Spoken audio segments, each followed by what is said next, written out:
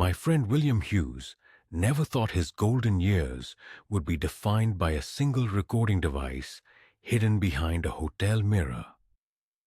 But sometimes, life has a way of stripping away everything you think you know about yourself, leaving you naked and vulnerable in ways you never imagined possible. What started as a chance encounter in a luxury resort lobby in Phuket would become the most terrifying and transformative experience of his 53-year-old life. And if you think you know how this story ends, trust me, you don't. Before we dive into William's nightmare, make sure to hit that subscribe button, because stories like this don't come around often, and you won't want to miss what happens next. William Hughes had always been the kind of man who measured his life in achievements. A successful architect from Manchester, he'd spent 3 decades building other people's dreams while his own slowly crumbled. His marriage to Sarah had lasted 28 years before cancer took her away on a cold February morning 2 years ago. The house they'd shared, with its perfectly designed kitchen and the garden she'd loved, became a mausoleum of memories. Every corner whispered her name. Every photograph on the mantelpiece felt like an accusation. Why hadn't he spent more time with her? Why had he worked so many late nights? Why hadn't he noticed the signs earlier? The grief counselor had recommended travel, change of scenery, she'd said with that practiced compassion that felt both genuine and rehearsed. Sometimes we need to step outside our familiar patterns to heal. So William had done what any reasonable widower with a decent pension might do. He'd booked a month in Thailand. Not the backpacker's Thailand of his youth, but the refined, comfortable Thailand of 5-star resorts and private beaches. He told himself he was there to heal, to find some semblance of peace. But deep down, he was running from the ghost of his wife and the crushing weight of survivor's guilt. Phuket in November was exactly what the travel brochures promised. Pristine beaches, azure waters, temperatures that felt like a warm embrace after Manchester's perpetual grey. William had chosen the Amanpuri resort for its reputation and isolation. He wanted luxury, yes, but more importantly, he wanted to disappear for a while. The suite overlooked the Andaman Sea, and from his balcony, he could watch the sun sink into the water each evening like a burning coin.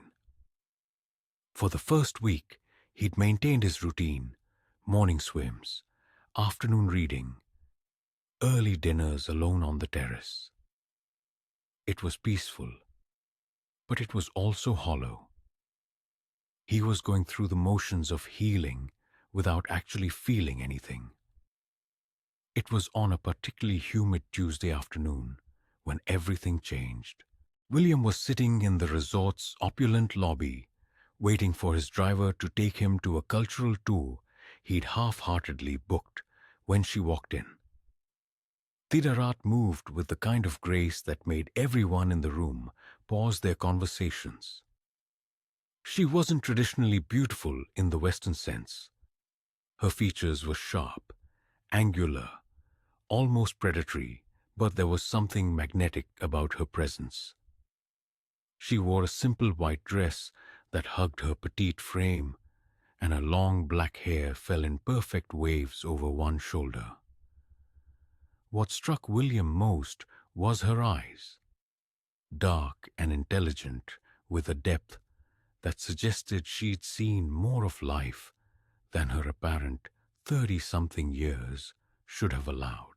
She was arguing with the concierge in rapid Thai, her voice rising with frustration. William couldn't understand the words, but the universal language of bureaucratic incompetence was clear. Her hotel reservation had been lost, and the resort was fully booked. William watched as her composure began to crack, saw the way her hands trembled slightly as she gestured. There was something vulnerable beneath her polished exterior, something that reminded him of Sarah when she'd received her diagnosis. That moment when strength meets its limits. Without really thinking about it, William approached the desk. His 3 decades in business had taught him that most problems could be solved with the right combination of money and politeness. "Excuse me," he said to the concierge, his Manchester accent cutting through the tropical air. "I couldn't help but overhear. I have a 2-bedroom suite, and I'm traveling alone. Perhaps the lady could use the second room until her accommodation is sorted?" The concierge looked uncertain, but Thidarat turned to William with an expression of surprise and gratitude that made his chest tighten in a way he hadn't felt since Sarah's death. "You would do that for a stranger?" she asked, her English accented but perfect. Her voice was like silk over steel, soft but with an underlying strength. William found himself studying her face, the way her lips curved when she spoke, the tiny scar above her left eyebrow that somehow made her more beautiful rather than less. "I'm William," he said, extending his hand, "and you're not a stranger anymore." When she smiled, really smiled, it was like watching the sun break through storm clouds. "I'm Thidarat," she replied, taking his hand. Her skin was impossibly soft, and William felt a jolt of electricity that had nothing to do with the tropical humidity. What happened next would have seemed impossible to William 6 months earlier. Within hours, they were having dinner together on his terrace, sharing stories and laughing like old friends. Thidarat told him she was from Bangkok, worked in marketing for a luxury hotel chain, and was in Phuket for a conference that had been postponed at the last minute. She decided to stay for a holiday, hence the accommodation mix-up. Her life sounded sophisticated and cosmopolitan, full of business trips to Singapore and client dinners in Hong Kong. She spoke 3 languages fluently and had opinions about everything from Thai politics to British architecture. But it was the small moments that hooked William completely. The way she listened when he talked about Sarah, without judgment, or the uncomfortable shifting that usually accompanied such conversations. How she laughed at his dry British humor and didn't seem intimidated by his success or age. When he mentioned his work, she asked intelligent questions about design philosophy and urban planning. She made him feel interesting again, valuable in a way that had nothing to do with his bank account or professional achievements. For the first time in 2 years, William felt like more than just a grief-stricken widower going through the motions of living. I want you to pause the video right here and tell me in the comments what seems suspicious about this story so far. What red flags are you picking up on? Because looking back, William should have seen what was coming. But sometimes we're so desperate to feel alive again that we ignore the warning signs staring us right in the face. The shift from polite gratitude to intimate connection happened with startling speed. By the 3rd day, Thidarat had moved from the guest bedroom to William's suite entirely. She claimed the air conditioning in the other room wasn't working properly, and William, intoxicated by her presence, didn't question it. Why would he? She was beautiful, intelligent, and for reasons he couldn't fathom, she seemed genuinely interested in him. At 53, with his gray hair and the softness that comes from years of desk work, William had never considered himself particularly attractive. Sarah had loved him, yes, but that was different. They'd grown old together, their love built on shared history and comfortable familiarity. This felt like lightning in a bottle. Thidarat had a way of making every moment feel special. She'd wake before him and order breakfast to the balcony, setting it up with flowers she'd somehow acquired from the hotel gardens. She'd plan little adventures, a motorcycle ride to a hidden beach, a cooking class in a local village, sunset cocktails at exclusive rooftop bars that she seemed to know about through mysterious connections. William found himself doing things he'd never done, eating foods he'd never tried, visiting places that weren't in any guidebook. Under her influence, he felt younger, more adventurous, more alive than he had in years. But even in those early days of intoxication, there were moments that should have given him pause. The way she'd sometimes take calls in Thai and step out of earshot, returning with a tight smile and a vague explanation about work. How she always seemed to have cash when William expected she'd need to use cards. And how she'd deflect questions about her job with kisses and suggestions for new activities. There was the night she'd insisted they make love with the lights off, claiming shyness. But William had caught glimpses of what looked like bruises on her ribs. When he'd asked about them, she'd laughed it off as a motorcycle accident from years ago. Most telling, perhaps, was her relationship with technology. Thidarat was constantly on her phone, but not in the way most people were. She'd take photos of them together obsessively, but never posted them on social media. She'd claim her Instagram was private, her Facebook deactivated. She said she was old-fashioned about privacy, which seemed charming at the time. What William didn't realize was that every intimate moment, every vulnerable conversation, every private exchange was being recorded and catalogued with the precision of a professional intelligence operation. The sex was intense, almost desperate in its passion. Thidarat approached physical intimacy with a hunger that both excited and slightly unnerved William. She seemed to know exactly what he needed, how to touch him, what to whisper in his ear to drive him wild. She'd guide his hands, position their bodies, orchestrate their encounters with a skill that spoke of extensive experience. At the time, William attributed this to cultural differences, or perhaps her generation's more open approach to sexuality. He was flattered by her apparent desire for him, grateful for the way she made him feel powerful and desirable again.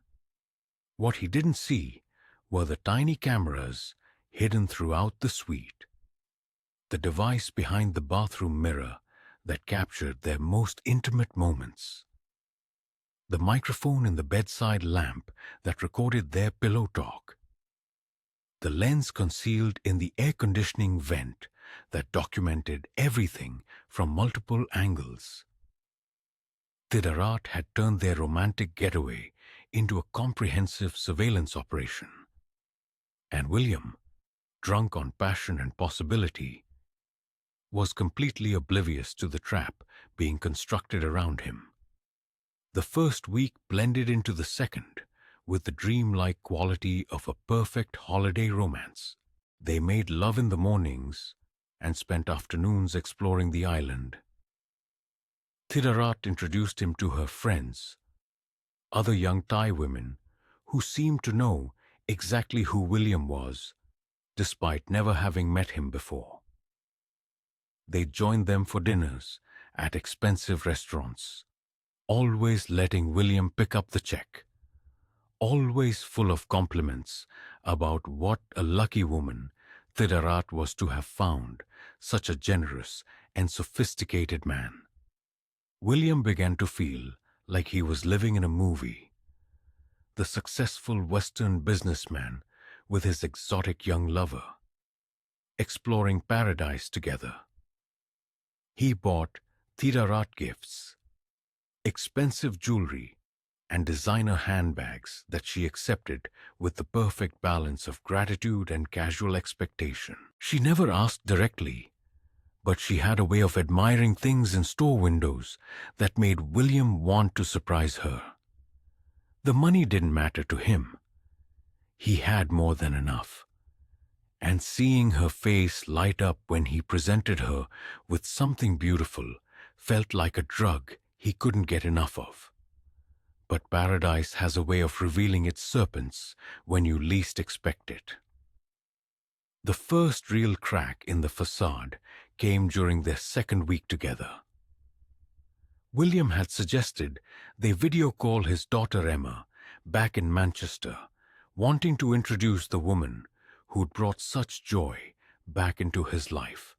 Thidarat's reaction was immediate and intense. She became angry, almost violent in her refusal, claiming she was too private for such things, that it was too soon, that he was moving too fast.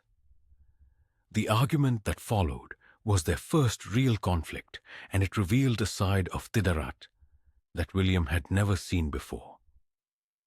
She could be cold, calculating, and utterly ruthless when she didn't get her way. She accused him of not respecting her boundaries, of trying to control her, of being just like every other Western man who thought he could buy his way into a woman's life. The words cut deep because they contained just enough truth to sting. William had been generous with his money, perhaps too generous. He had been moving fast, perhaps too fast, but the venom in her voice, the way she could switch from loving partner to hostile stranger in the span of seconds, left him reeling. The fight ended with passionate reconciliation sex that night, but something had shifted. William found himself walking on eggshells, careful not to trigger another outburst. He began second-guessing himself, analyzing every word before he spoke. Thidarat seemed to sense his uncertainty and used it to her advantage, alternating between overwhelming affection and subtle criticism that kept him constantly off balance. She'd make him feel like the most important man in the world one moment, then leave him wondering what he'd done wrong the next. The psychological manipulation was subtle but relentless. She'd mention how different he was from other men she'd known, how mature and successful, but then make casual comments about his age, his appearance, his habits that chipped away at his confidence.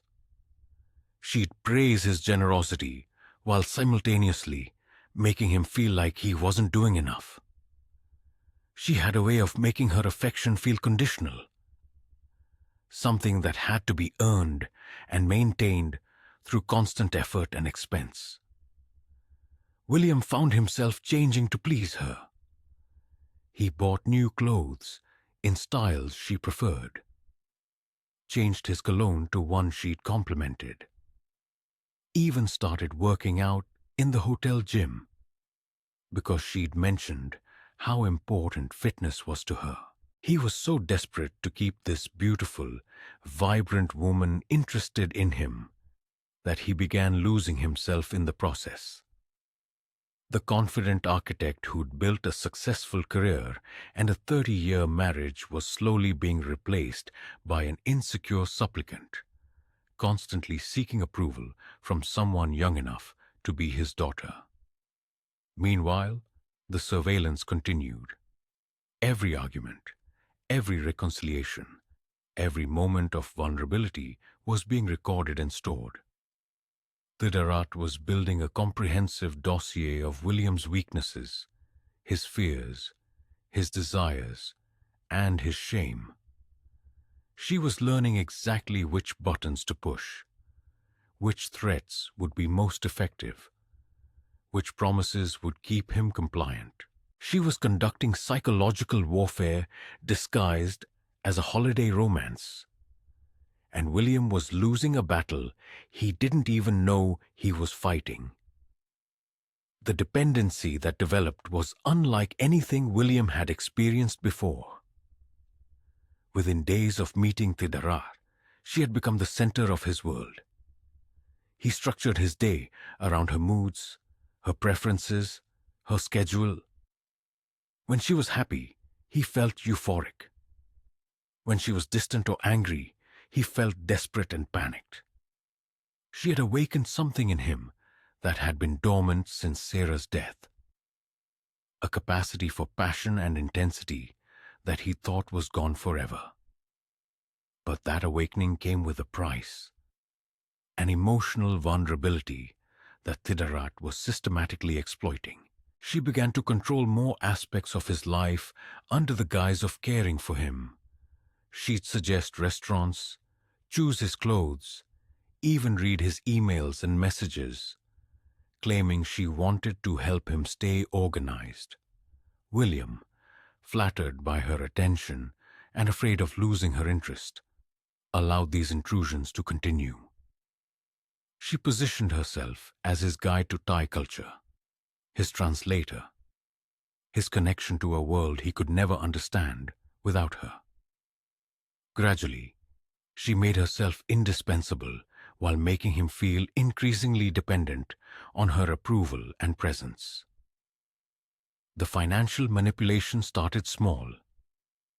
A forgotten wallet at dinner, a sudden problem with her credit card, an emergency back home that required immediate funds. Each request was accompanied by tearful gratitude and promises of repayment that never quite materialized. William didn't mind, he told himself. He had money, and she had given him so much more than he could ever repay. But the amounts grew larger, the emergencies more frequent, the explanations more vague. When he began to question these expenses, Thidarat would become hurt and defensive, accusing him of not trusting her, of reducing their relationship to a financial transaction. She had a way of making him feel guilty for having money while she struggled. She'd share stories of her difficult childhood, her family's poverty, the sacrifices she'd made to get an education and build a career. These stories were compelling and heartbreaking, and they made William feel both protective and privileged. He began to see his financial support not as being taken advantage of, but as a form of justice, a way of leveling the playing field between them. She was giving him love and companionship, he reasoned, and he was giving her security and opportunity. It seemed like a fair exchange, but the psychological dependency was more insidious than the financial one. Thidarat had studied William with the attention of a doctoral candidate, learning his triggers, his fears, his deepest insecurities. She knew that he felt guilty about Sarah's death, that he feared being alone, that he worried about being too old and boring for a vibrant young woman. She used this knowledge like a surgeon's scalpel, making precise cuts to his self-esteem that kept him hungry for her validation. She'd withdraw affection at strategic moments, claiming to be tired or stressed, leaving William to wonder what he'd done wrong. Then she'd return with overwhelming passion, making him feel like the most desirable man in the world. This cycle of withdrawal and reward created an addiction-like pattern in William's brain, making her approval as necessary as oxygen. He found himself obsessing over her moods, analyzing every word and gesture for signs of displeasure or approval. The isolation was gradual but complete. Thidarat would suggest that his friends back home wouldn't understand their relationship, that people were judgmental about age differences and cultural boundaries. She encouraged him to keep their relationship private, to enjoy what they had without outside interference. William, who had always been a private person anyway, found this reasoning compelling. Why invite criticism from people who couldn't possibly understand what they shared? But the isolation served another purpose. It removed potential witnesses and alternative perspectives that might have helped William see what was really happening. Cut off from his normal social network, with no one to talk to about his concerns or doubts, William became increasingly dependent on Thidarat for emotional support and validation. She became his entire world, and that gave her unprecedented power over his psychology and his resources. The recording devices captured everything. William's confessions about his marriage, his admissions of loneliness and fear, his expressions of love and desire for Thidarat. They documented his most private moments, his vulnerabilities, his secrets. They recorded phone conversations with his daughter, business calls with colleagues, even his prayers and private thoughts spoken aloud in moments of solitude.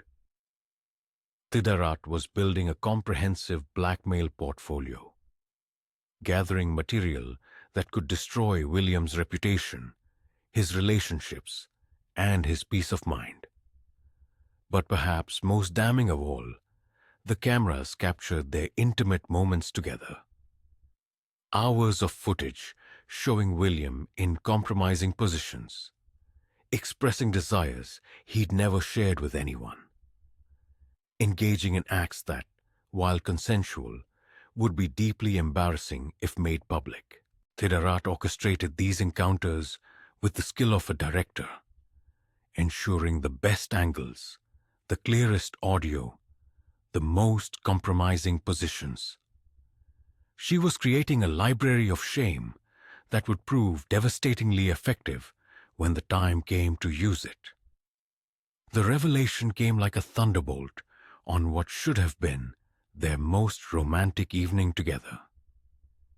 It was their last night in Phuket, and William had planned something special. He'd arranged for a private dinner on the beach, complete with traditional Thai musicians and enough flowers to fill a small garden. He'd even bought an engagement ring, a beautiful sapphire that reminded him of the Andaman Sea. At 53, after 2 years of grief and loneliness, he was ready to take another chance on love. He was ready to ask this incredible woman to marry him. The dinner was perfect. Thidarat looked stunning in a traditional Thai silk dress, her hair adorned with jasmine flowers. She seemed genuinely moved by the gesture, tears glistening in her eyes as she took in the romantic scene William had created. They talked about their future together, about him possibly relocating to Thailand or bringing her back to Manchester. She spoke about children, about building a life together, about growing old in each other's arms. It was everything William had dared to hope for, and more. After dinner, they returned to the suite for what William expected would be a night of celebration. He'd planned to propose on the balcony under the stars, with the sound of the waves as their soundtrack. But as they entered the room, Thidarat's phone rang. She answered it with a sharp chai, and listened for a moment before her expression changed completely. The loving romantic woman disappeared, replaced by someone cold and businesslike. She spoke rapidly in Thai for several minutes while William watched in confusion and growing alarm. When she ended the call, Thidarat turned to William with a smile that didn't reach her eyes. "We need to talk," she said, her voice devoid of the warmth it had carried all evening. She walked to her laptop, which had been sitting closed on the desk throughout their stay, and opened it for the first time in William's presence. The screen came to life, and William saw himself.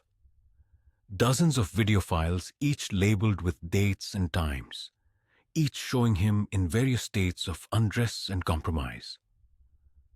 "What is this?" William asked, though part of him already knew. The room seemed to spin around him as the reality of his situation began to sink in. Every tender moment, every intimate confession, every vulnerable second had been recorded and catalogued.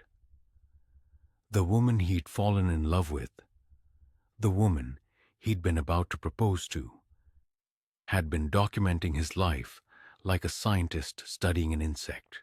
Thidarat's explanation was delivered with clinical precision. She worked for a sophisticated organization that specialized in what she called relationship investment opportunities. Wealthy Western men, particularly those dealing with grief or loneliness, were carefully selected and cultivated. The goal wasn't robbery in the traditional sense. It was long-term financial extraction through emotional manipulation and, when necessary, blackmail. William wasn't her first mark, and he wouldn't be her last. "You're not a bad person, William," she said, as if this was somehow comforting. "You're just lonely and vulnerable, and that makes you valuable to us. The footage we have isn't particularly shocking by modern standards, but imagine how your daughter would feel seeing her father this way. Imagine your colleagues, your friends, your late wife's family. Imagine these videos being sent to everyone you know, posted on social media, shared with your professional associations. Make sure you're subscribed to this channel, because you need to hear how this story ends. And let me know in the comments if you've ever heard of anything similar happening to someone you know. Because unfortunately, William's story isn't as unique as we'd like to think. The blackmail demand was surprisingly modest at first. £50,000 transferred to an account in Bangkok. Thidarat explained that this was just the beginning, a test of William's compliance and ability to pay. If he cooperated, made the payments on schedule, and didn't cause problems, his secret would be safe. She even suggested they could continue their relationship, that he could visit Thailand regularly, that nothing had to change between them personally. She made it sound almost reasonable, like a subscription service for continued intimacy and discretion.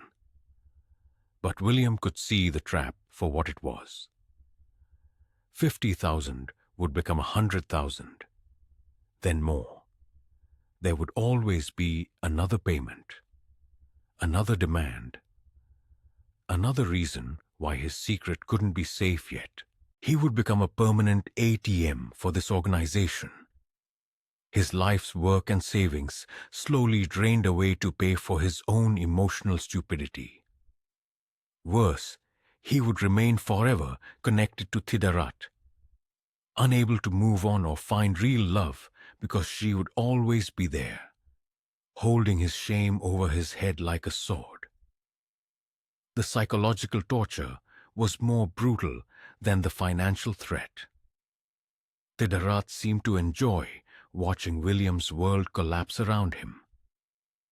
She showed him more footage, pointing out particularly embarrassing moments, laughing at his expressions of love and vulnerability. She read back his own words to him, the things he'd whispered in her ear during their most intimate moments, now twisted into weapons against him. She made him understand how completely he'd been played, how every moment of connection had been fabricated, how every gesture of love had been calculated. "Did you really think someone like me could love someone like you?" she asked with cruel precision. "Look at yourself, William. You're old, you're soft, you're desperate. You're exactly the kind of man we look for because you're so grateful for any attention that you don't ask the right questions. Your wife settled for you because she had to, but I never would have chosen you if there wasn't money in it." The words cut deeper than any physical violence could have. William had spent months rebuilding his sense of self-worth, learning to feel attractive and desirable again, daring to believe that he could find love after loss. In a few brutal sentences, Thidarat demolished all of that progress, leaving him feeling more worthless and alone than he had even in the depths of his grief. She had weaponized his recovery against him, turning his healing into a source of shame. The demands escalated quickly. Within hours, Thidarat was no longer asking for money, she was demanding it. The £50,000 was just the down payment. She wanted access to his business accounts, his property deeds, his investment portfolios. She had researched his net worth with impressive thoroughness and intended to extract as much as possible before moving on to her next victim. She gave him 48 hours to arrange the first transfer, making it clear that any delay would result in immediate release of the footage. But the most insidious part of the blackmail wasn't the money. It was the isolation. Thidarat made it clear that any attempt to seek help would result in immediate exposure. He couldn't go to the police. They would require him to explain the situation, potentially making the videos part of a public record. He couldn't tell his friends or family. They would become targets for the footage themselves. He couldn't even hire a lawyer without risking exposure through legal discovery processes. She had designed the perfect trap, one that relied on his shame and social anxiety to keep him compliant. The psychological pressure was relentless. Thidarat alternated between threats and false intimacy, between cruelty and manufactured affection. She would terrorize him with descriptions of how his life would be destroyed, then offer comfort and understanding, reminding him that compliance was the only path to safety. She created a trauma bond that made him dependent on her, even as she tortured him. A Stockholm syndrome that kept him hoping for mercy from his captor. William found himself unable to eat, unable to sleep, unable to think clearly. The beautiful resort that had been their romantic paradise became a prison where every room held memories of his deception and vulnerability.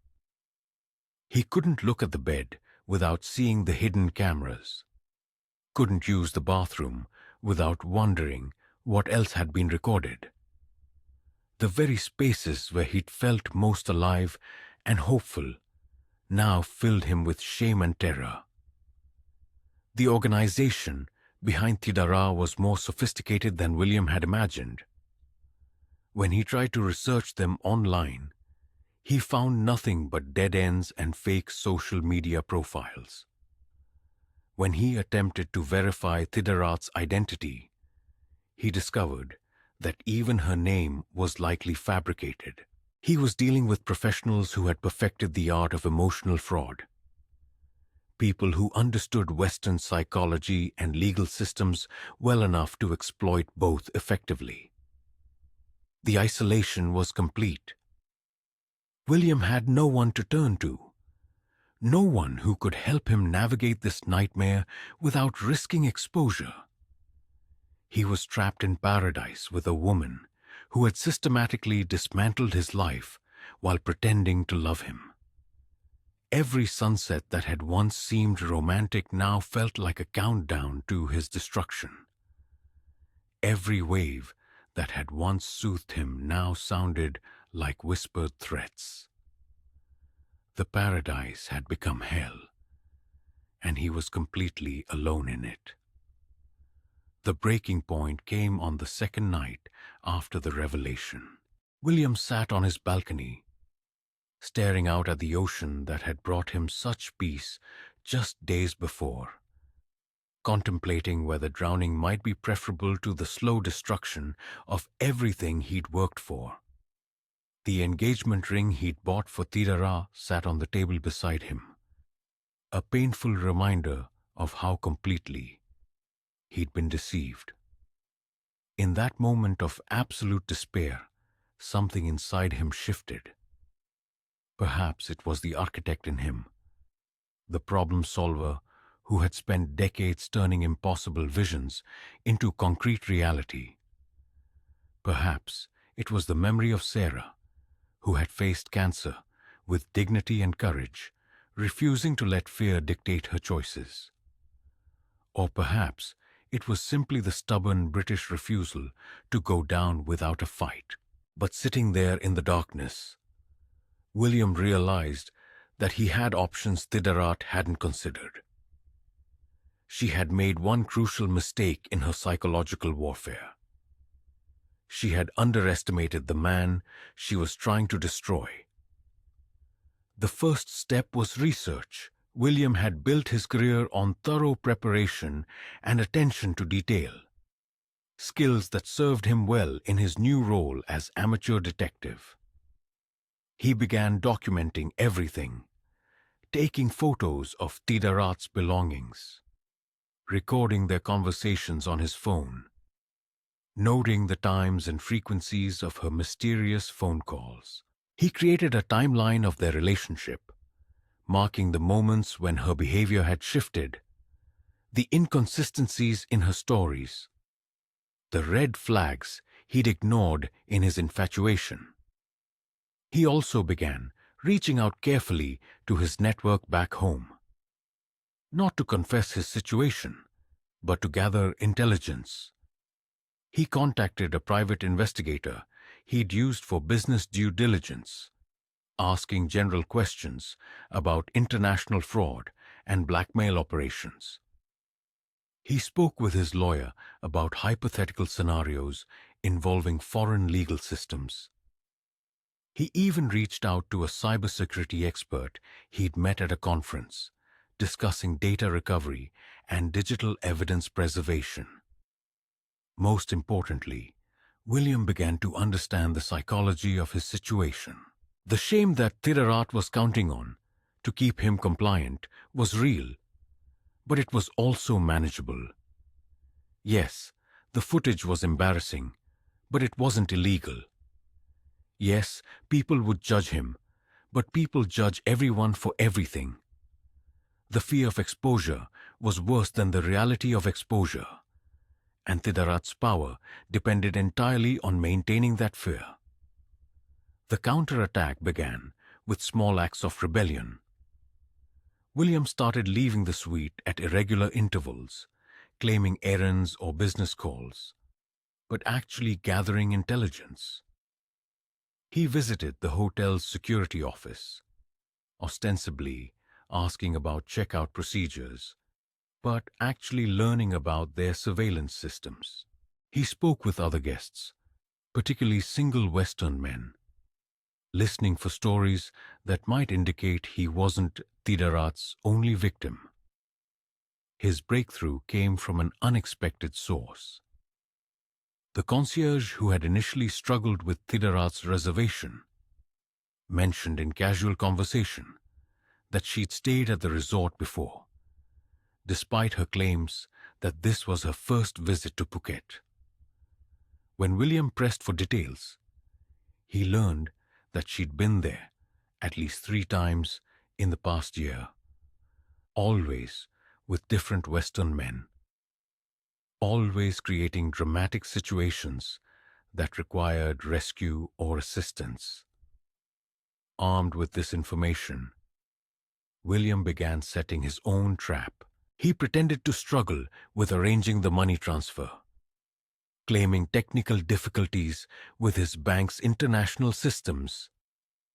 He played up his desperation and confusion, making Thidarat believe she had complete control while actually gathering evidence of her operation. He recorded her threats, documented her demands, and began building a case that would protect him, regardless of whether the footage was released. The turning point came when William's private investigator called with information about the bank account Thidarat had provided for the transfer. It was part of a network of accounts linked to a known romance fraud operation based in Bangkok, one that had victimized dozens of Western men over the past several years. The investigator had contacts in Thai law enforcement who were very interested in gathering evidence against this organization. Suddenly, William wasn't just a victim. He was a potential witness in an international criminal investigation. The shame and isolation that had paralyzed him transformed into purpose and determination. He wasn't just fighting for his own dignity anymore. He was fighting to prevent other men from suffering the same fate. The architect in him began designing not just his own escape, but the destruction of the entire operation that had targeted him. The final confrontation took place in the suite where their romance had bloomed and died. William had arranged to have the money transfer completed, providing Thidarat with fake confirmation numbers that would buy him a few days before she realized she'd been deceived. But instead of the defeated, compliant victim she expected, she found a man who had rediscovered his strength and purpose. "I know what you are," William told her calmly, "and more importantly, I know who you work for." He showed her the evidence he'd gathered, the photographs, the recordings, the documentation of her lies and inconsistencies. He explained about the private investigator, the law enforcement contacts, the international task force that was building cases against romance fraud operations throughout Southeast Asia.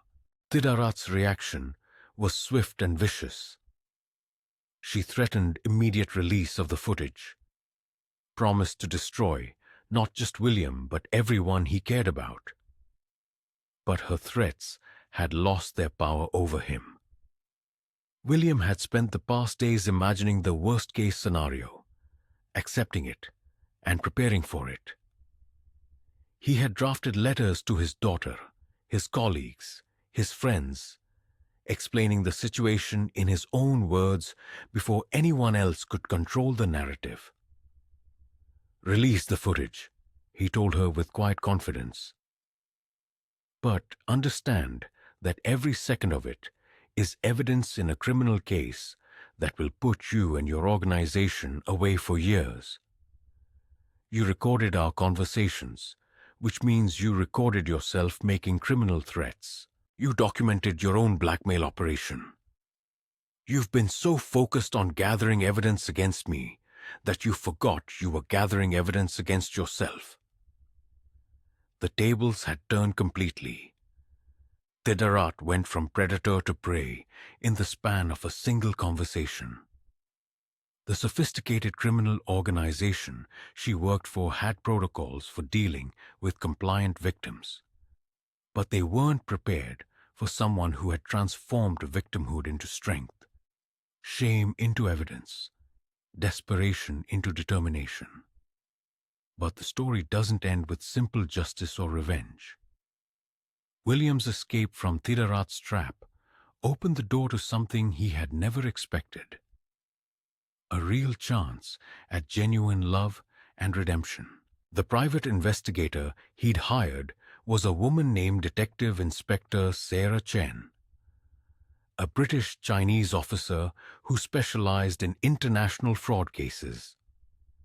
She had taken William's case personally, she explained, because her own father had been victimized by a similar operation years earlier.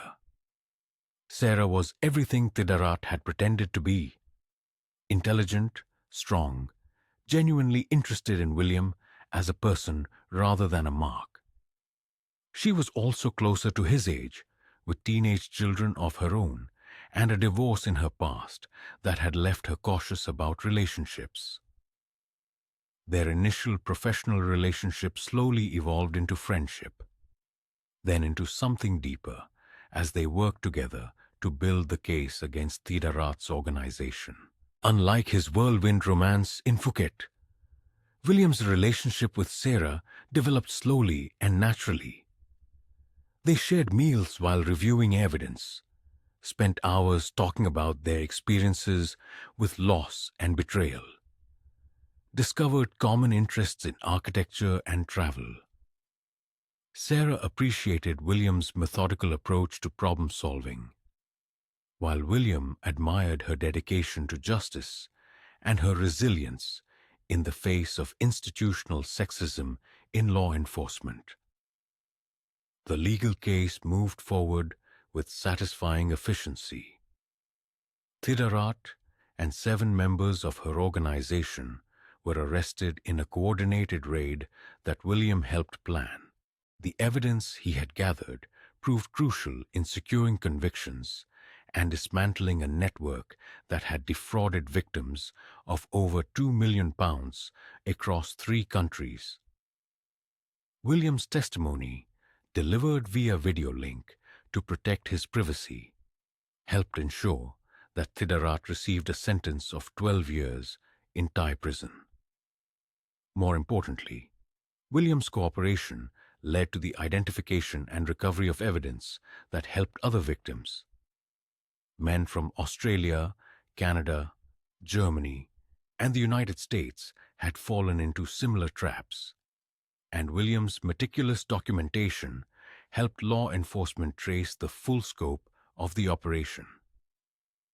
Instead of being just another victim, William became a catalyst for justice that extended far beyond his own case. The aftermath wasn't without challenges. Some of the footage did surface online, released by associates of Thidarat's organization in retaliation for the arrests. William endured a period of embarrassment and gossip, particularly among his professional colleagues. But the context provided by the criminal case helped people understand that he had been the victim of a sophisticated fraud, rather than simply a foolish man who had made poor choices. His daughter Emma was surprisingly supportive. She had worried about her father's isolation and depression after her mother's death, and while she wasn't thrilled about the circumstances, she was relieved to see him engaged with life again. His friends rallied around him with the kind of loyalty that reminded William why he had valued their relationships in the first place. The shame that had seemed so overwhelming in Thailand seemed manageable, even trivial, when faced with genuine support and understanding. The relationship with Sarah deepened naturally over the months that followed. They took their time, learning from their respective experiences with deception and loss. William appreciated having a partner who understood the importance of transparency and trust, while Sarah valued being with someone who had proven his courage and integrity under pressure. When they finally decided to move in together, it felt like a choice based on genuine compatibility, rather than desperation or manipulation. 2 years later, William proposed to Sarah on a beach in Cornwall, as far from Thailand as he could manage while still staying within the British Isles. The ring was a simple band of Welsh gold, nothing exotic or dramatic, but it represented something real and lasting. Sarah said yes, not because she needed rescuing or because William could provide for her, but because they had built something genuine together through shared challenges and mutual respect. The wedding was small and practical, held in the garden of the home they now shared in the Cotswolds. Emma served as maid of honor, and Sarah's children stood as groomsmen, creating the kind of blended family that William had never imagined possible in his 50s. The ceremony was conducted by a magistrate rather than a priest, because both William and Sarah preferred their vows to be legal promises rather than religious obligations. But perhaps the most meaningful moment came when William was asked to speak at a conference for victims of international fraud. Standing before an audience of people who had experienced similar deceptions, he found himself able to articulate lessons that had taken him years to learn. The shame of being victimized, he explained, was nothing compared to the strength required to fight back. The embarrassment of being deceived was temporary, but the courage to seek justice was permanent. I thought my story was about a lonely widower who made a fool of himself with a young woman in Thailand, William told the audience. But it turned out to be about a man who discovered that he was stronger than he knew, braver than he believed, and deserving of real love rather than manufactured affection. The woman who tried to destroy me actually saved me, because she forced me to remember who I really was underneath the grief and self-doubt. The applause that followed wasn't just appreciation for his words, but recognition from people who understood the journey from victimhood to strength. William had become an advocate for others in similar situations, proof that recovery was possible, that justice could be achieved, that real love could be found even after the most devastating deception. Today, William and Sarah live quietly in their Cotswolds home, where William has returned to practicing architecture, and Sarah has started a consulting firm that helps law enforcement agencies understand international fraud operations. They travel together, but carefully and with full awareness of the predators who target vulnerable tourists. They've built a life based on transparency, mutual respect, and the hard-won wisdom that comes from surviving betrayal and finding something better on the other side. The hidden cameras that once threatened to destroy William's life now gather dust in an evidence locker somewhere in Bangkok. Irrelevant artifacts of a failed criminal enterprise. The woman who called herself Thidarat spends her days in a Thai prison, presumably planning her next con for when she's eventually released. But William Hughes, the man who once sat on a balcony in Phuket, contemplating whether drowning might be preferable to disgrace, now wakes up every morning next to someone who chose to love him, not because she needed his money, but because she appreciated his character. The story could have ended in tragedy, financial ruin, and permanent isolation. Instead, it ended with justice, love, and the kind of hard-earned happiness that can only come from facing your worst fears and discovering that you're stronger than you knew.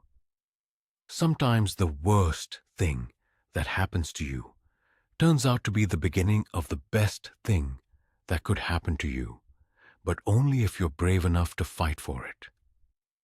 If this story resonates with you, or if you know someone who might benefit from hearing it, make sure to subscribe to this channel and share this video with them. Leave a comment below telling us about the moment in your life when what seemed like the worst situation actually led to something better. Because we all need reminders that redemption is possible, that justice can prevail, and that real love is worth waiting for. No matter how many predators try to counterfeit it along the way, your story matters, and